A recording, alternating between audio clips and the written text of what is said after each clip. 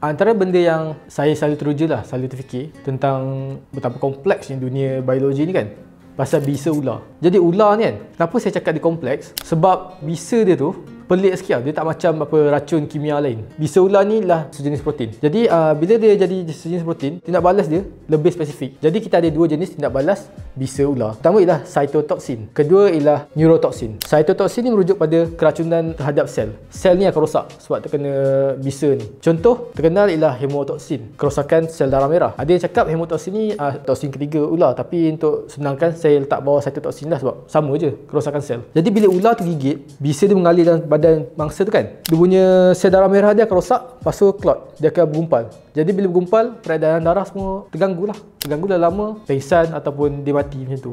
Jadi ular pun boleh makan. Kemudiannya neurotoxin. Neurotoxin nak cerita dia panjang, tapi tindak balas dia lebih kurang macam saya pernah cerita pasal racun saraf. Sebab neurotoxin ni sama je, keracunan terhadap sel saraf. Jadi apa yang jadi? Protein ni akan ganggu peredaran mesej sel saraf.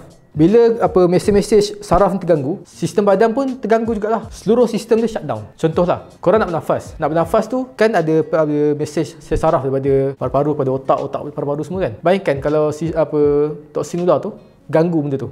Jadi korang nak bernafas, tapi otak tak boleh nak bagi syarat pada paru-paru untuk bernafas. Korang pun sangkut lah tak boleh bernafas. Dan neurotoxin ni paling sakit lah kalau kena. Sebab memang menggelupur kalau kena bisa neurotoxin. Bisa ular ni dia unik dia sebab macam saya cakap, dia protein kan.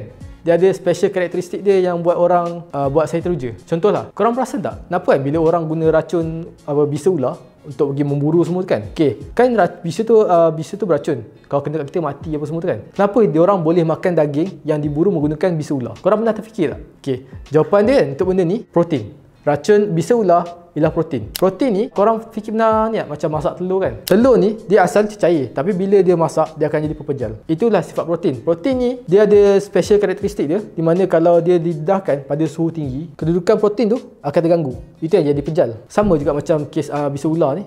Dan sama juga macam bakteria dan juga kita, kalau suhu badan kita lebih 37 Celsius, sel-sel kita akan rosak. Tu yang ada kes budak terencat waktu dia demam panas waktu kecil-kecil kan, sebab sel otak dia dah rosak. Sama juga macam ular. Ular ni sebab bisa dia protein, jadi bila kita masak daging yang ada bisa ular tu, dia punya bisa tu akan rosak. Bila rosak kan, kita makan tak ada efek, dia jadi selamat. Jadi secara teknikalnya, kalau korang contoh, kalau ular tu halal kan, korang boleh potong kepala ular berbisa tu kan, korang masak kepala dia, masak pundi racun kan, korang makan, masih selamat. Jadi itu maksud saya pasal kompleksiti bisa ular. Dia berbisa, tapi kalau korang dedahkan pada keadaan tertentu, jadi selamat.